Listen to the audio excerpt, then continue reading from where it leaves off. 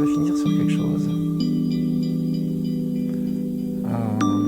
Je voudrais que tu me parles de où t'en es, toi, là, aujourd'hui, dans ta vie.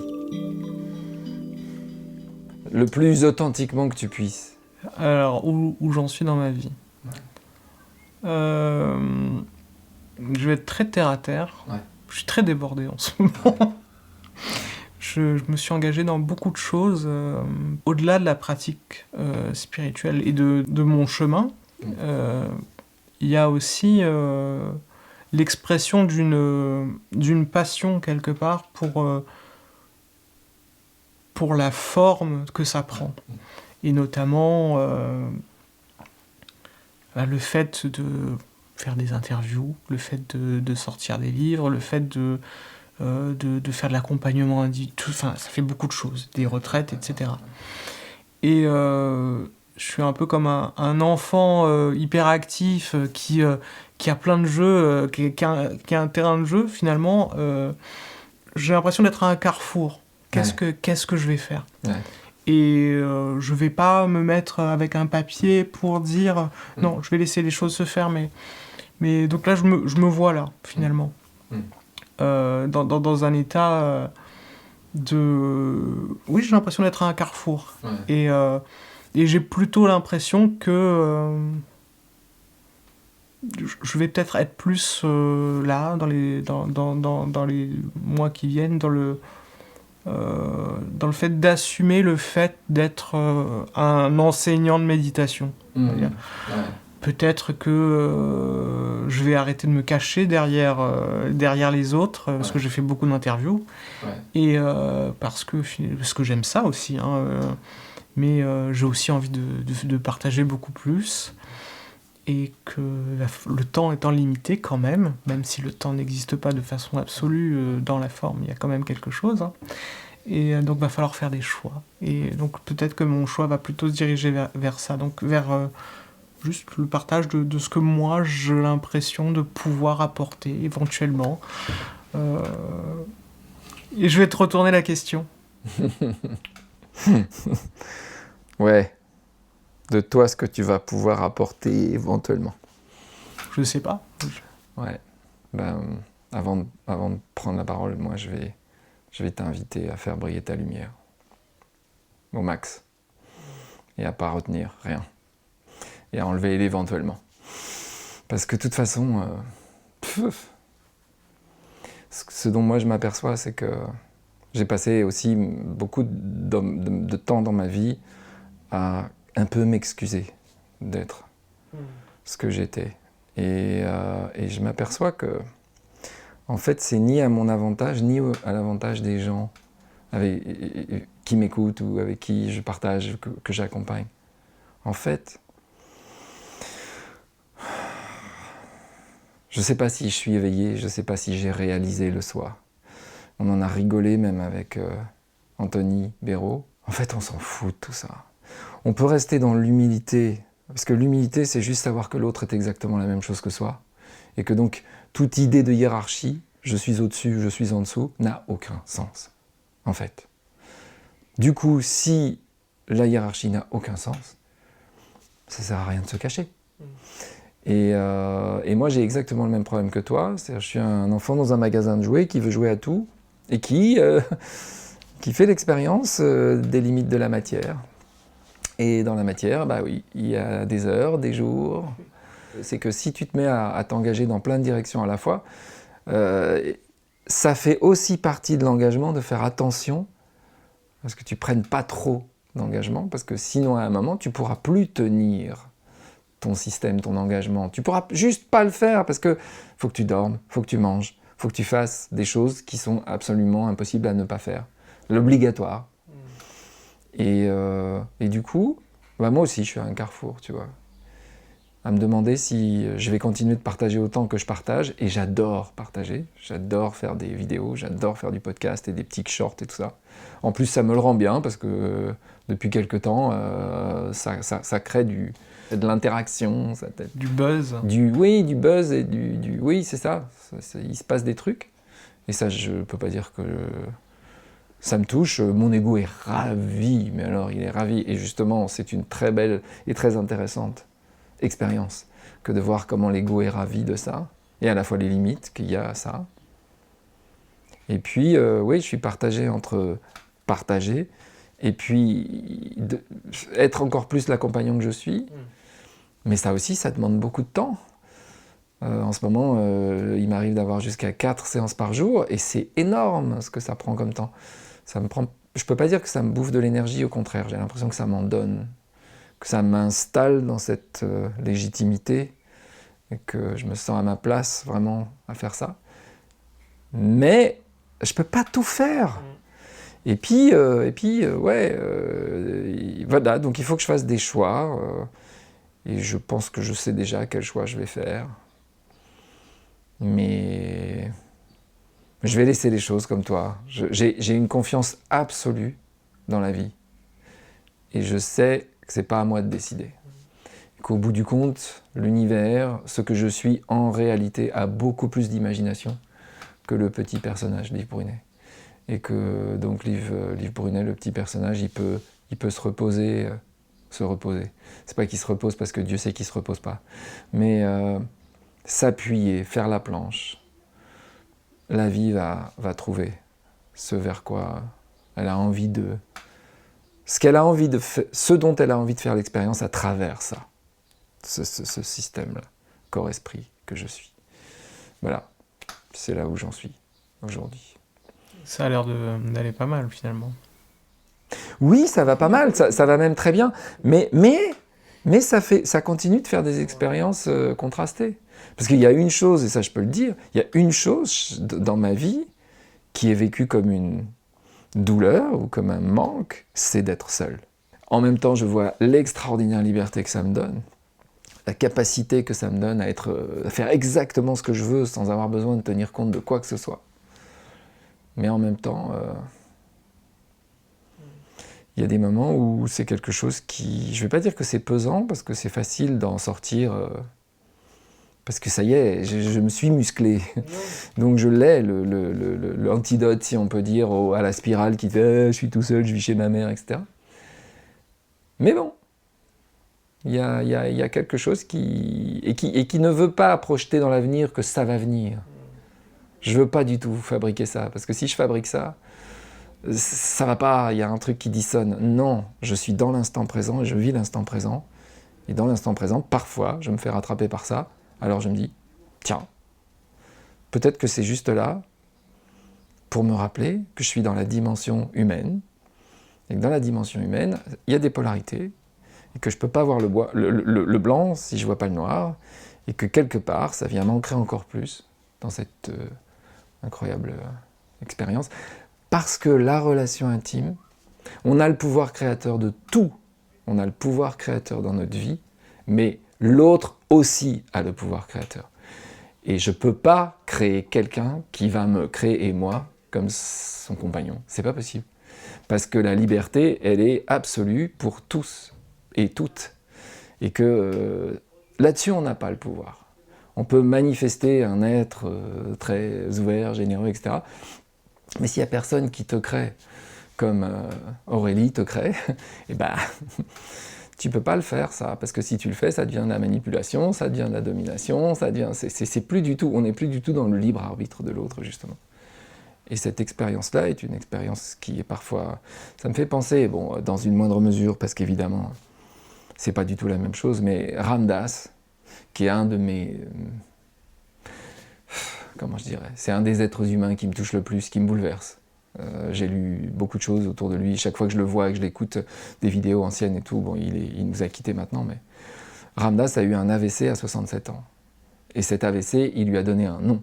Et il l'a appelé Fierce Grace. Grâce féroce. Parce qu'il a vu à quel point c'était féroce de vivre ça, mais que c'était une grâce. Et que c'est quelque chose qu'il a encore plus ancré dans les 17 dernières années de sa vie, je crois, ça doit être à peu près ça, dans l'amour, absolument dans l'amour et dans la présence. Bah, je me demande si c'est pas un peu ma fierce grace de vivre ça en ce moment, tu vois. Et ça me va.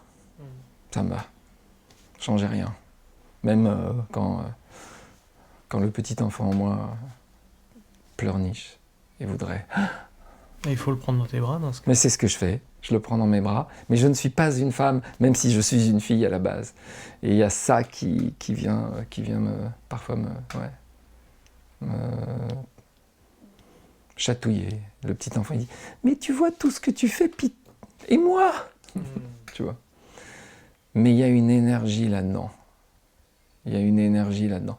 Je vois que je peux aller puiser une énergie là-dedans, et c'est quelque chose que je peux transmettre aussi. Pour les gens à qui il manque quelque chose, pour les gens qui ont vécu un deuil terrible ou des choses comme ça, je leur dis, regarde, tu peux, c'est de l'amour ça aussi. Et cet amour-là, tu peux l'utiliser comme énergie à ton avantage, et tu peux le retourner à partir du moment où tu as la chance d'avoir accès à la vérité de ce que tu es. Et ça, c'est le chemin dans lequel j'essaye de les emmener, quoi. Parce qu'il manque rien à la présence. Rien. Le coach de méditation en moi a envie de suggérer quelque chose, mais je vais rien t'apprendre. Finalement, si on enlève l'histoire de tout ça et que simplement on expérimente ce que c'est, ce que ça fait vraiment, mais jusqu'au bout, c'est-à-dire ressentir la solitude, la détresse, l'injustice. Qu'est-ce que ça fait dans le ressenti, à l'intérieur, dans le corps, vraiment, et sans résister. Et c'est et ressentir la résistance qui est là, et de plonger et de plonger également dans celui qui expérimente ça, et simplement rester avec ça sans tout à l'heure tu parlais de confiance, avec la même confiance et cette ouverture, la méditation, c'est ça. Exactement. On n'est plus comme ça, on est comme ça, et on est c'est comme si on n'avait plus de peau en fait, et c'est pas du sadomasochisme, c'est simplement se laisser traverser. Et alors, c'est très beau, hein, dit comme ça. C'est absolument... si on a une once de résistance, c'est cauchemardesque, puisque ça brûle, et tant qu'on lâche pas, et on n'y croit pas, c'est-à-dire que tant qu'on n'a pas lâché, on se dit, mais ce sera toujours là. Et donc, on lutte. Et le fait d'arrêter la lutte, et de laisser ça peut être de la terreur, finalement, de se retrouver seul, de la détresse ultime, et de se laisser embrasser et de se laisser consumer complètement, et pas pour faire disparaître le truc, mais pour le vivre vraiment, et se dire, tu es là, et tu peux rester là autant que tu veux, et je vais t'embrasser complètement. Et au bout d'un moment, le jeu qui dit ça, l'expérience qui dit ça, tout ça n'a plus de sens. Et il y a juste la présence. Et voilà, une invitation peut-être à... Il faut être quand même assez attentif avec ce genre d'attitude, parce que très vite, ça peut devenir un outil pour fuir son expérience. Je vais m'ouvrir pour ne plus ressentir. Et donc, c'est pour ça qu'il faut essayer de, chaque instant de sa vie, d'approcher sa vie avec une ouverture complète, et sans attendre de fruits de tout ça. Exactement. Et c'est là, en fait, le travail. Parce qu'on peut avoir des techniques, on peut savoir, on peut avoir lu tous les livres sur la non-dualité, même sur la psychologie, mais finalement, ça revient à une seule chose. Et cette seule chose, c'est de vivre l'instant tel qu'il est, et de ne rien lui demander. Et une fois qu'on ne lui demande plus rien, ce qui émerge, c'est des qualités spontanées, finalement, quelque chose auquel on ne croit pas tant qu'on n'y a pas accès, parce qu'on se dit oui, alors il faut que je sois gentil, il faut que je sois blablabla, et finalement ça émerge malgré nous, et on se pose plus les questions.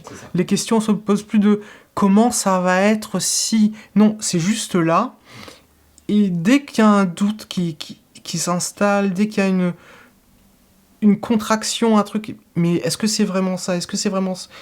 Là, à nouveau, c'est quelque chose à il y a une résistance, il y a une volonté d'appropriation. Et c'est ça la souffrance, c'est le fait de... On est là, on retient, et lâcher, c'est pas non plus fuir, c'est pas se retirer. C'est plonger, et c'est un double mouvement en fait.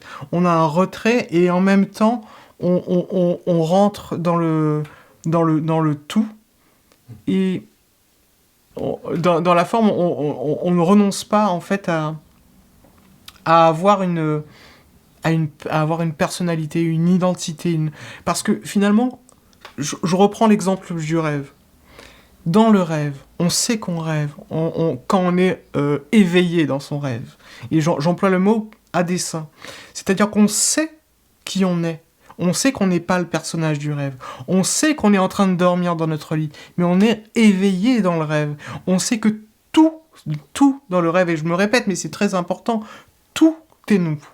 Et pourtant, on va discuter avec la personne en face parce qu'on n'a pas accès à cette partie de nous. Et donc, le seul moyen d'avoir accès à cette partie de nous, c'est de parler. Et pour avoir des informations qu'on ne connaît pas.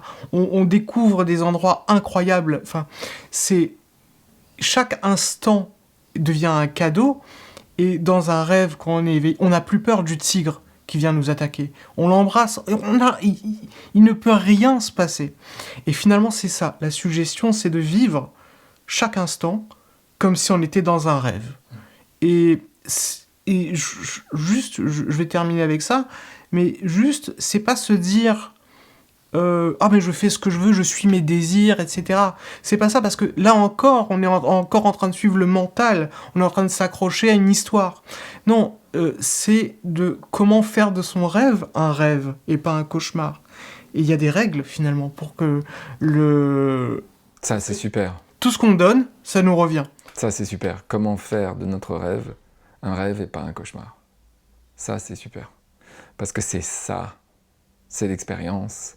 C'est tout ce dont je parle quand je parle de lampe de poche, du libre arbitre, qui va mettre l'attention sur une pensée ou l'autre. Il y a une attention qui va se porter sur le cauchemar. Et il y a une attention qui va se porter sur le rêve, et on a le choix à chaque instant. Si on ne se laisse pas embarquer dans l'idée que la pseudo-réalité qu'on voit autour de nous est vraie. Elle n'est vraie qu'à partir du moment où on a mis la lampe de poche sur l'attention du côté cauchemar ou du côté du rêve. Et on n'a pas besoin de lutter contre le cauchemar. Non, on n'a pas besoin de lutter contre le cauchemar. Parce que si on lutte contre lui, il va s'attacher. C'est ça. Il est là. Oui, et on le laisse, il a aussi le droit d'être là, Absolument. Mais on n'est pas obligé de s'embarquer dedans. Voilà. Je vais faire une analogie qui est tout à fait d'actualité. On sort du métro et il y a des gens qui tractent. On a un parti, on a un autre parti. On n'est pas obligé d'écouter tous les partis. On n'est pas obligé de prendre le tract qu'on nous donne. On va dire que tel parti, ça peut être un cauchemar et l'autre parti, c'est un rêve. Ça commence à partir un petit peu en sucette, ce que je suis en train de dire. Mais non, parce que ça marche pour tout le monde. Mais finalement, on n'est pas obligé, on nous tend un truc, mais on n'est pas obligé de prendre le tract. Et ben, on n'est pas obligé de croire au cauchemar, on n'est pas obligé. Mais on n'est pas obligé de lui casser la gueule non plus. Voilà. Parce que sinon, on peut aller en prison. Voilà. Oui, dans la matière. On peut aller en prison. Mais on est dans la prison de notre tête aussi, quand on choisit le cauchemar. Ouais. Bon. Tu vois quelque chose à ajouter ? Inscrivez-vous à la retraite. Bah oui, c'est comme ça, c'est quand même pour ça qu'on fait tout ça. Je veux dire, voilà, le temps qu'on y passe, l'énergie, le montage. Bon, allez, d'accord, allez. Je vais couper la paf. Super, nickel. 40 minutes.